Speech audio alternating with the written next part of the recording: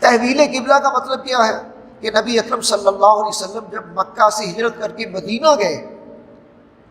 تو ابتدائی طور پر تقریباً 16-17 مہینے تک آپ صلی اللہ علیہ وسلم بیت المقدس کی طرف رخ کر کے نمازیں ادا کرتے رہے، اس لیے کہ وہی قبلہ تھا۔ جب آپ مکہ میں تھے تو آپ کا طرز عمل کیا تھا؟ آپ صلی اللہ علیہ وسلم مکہ میں جب تھے تو خانہ کعبہ کی جنوبی سمت میں کھڑے ہو جاتے تھے نماز پڑھنے کے لیے، تو استقبال قبلتین ہو جاتا، خانہ کعبہ بھی سامنے ہے اور آگے شمال میں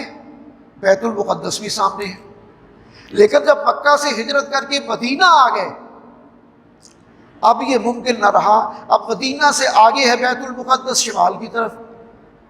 اور مدینہ سے جنوب کی طرف ہے خانہ کعبہ، تو اب وہاں جا کر پھر یہ ہوا کہ بیت المقدس کی طرف حکم ہے، تو 17 مہینے تک آپ نے بیت المقدس کی طرف ہی رخ کر کر نمازیں پڑھی۔ لیکن آپ چاہتے تھے کہ اللہ میرے لیے بھی وہی قبلہ مقرر کر دے جو ابراہیم کا قبلہ ہے،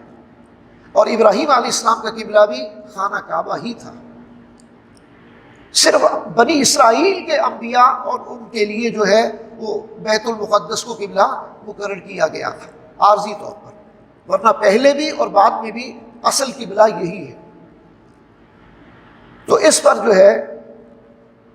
یہ آیات نازل ہوئی کہ اللہ تعالیٰ نے قبلہ کو تبدیل کرنے کا حکم دے دیا، اور جو لوگ بھی حج یا عمرے پر جاتے ہیں مدینے کے اندر ایک مسجد ہے، اسے مسجد قبلتین کہتے ہیں۔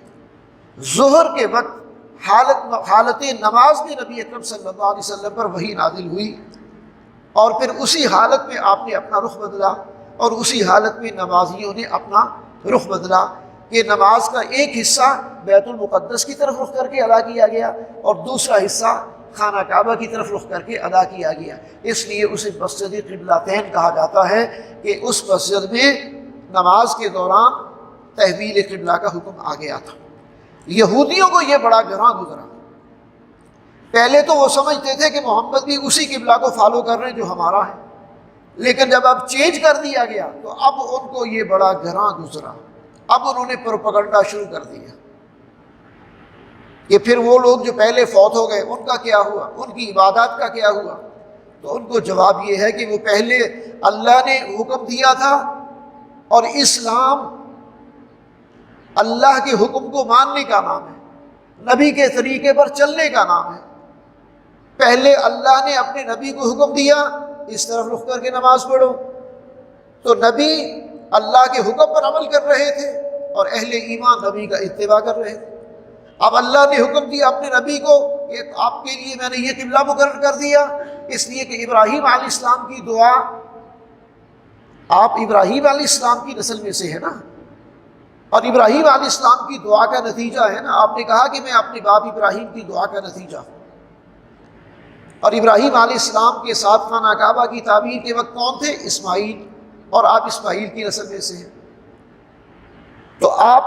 کی خواہش تھی کہ اللہ اس کو دوبارہ قبلہ بحال کر دے، تو اللہ تعالیٰ نے وہ کر دیا، یہ اللہ کا اختیار تھا۔ تو دین کسی کی خواہش کا نام نہیں ہے، دین اللہ کے احکامات کا نام ہے، اللہ کے رسول کی سنت اور طریقے کا نام ہے۔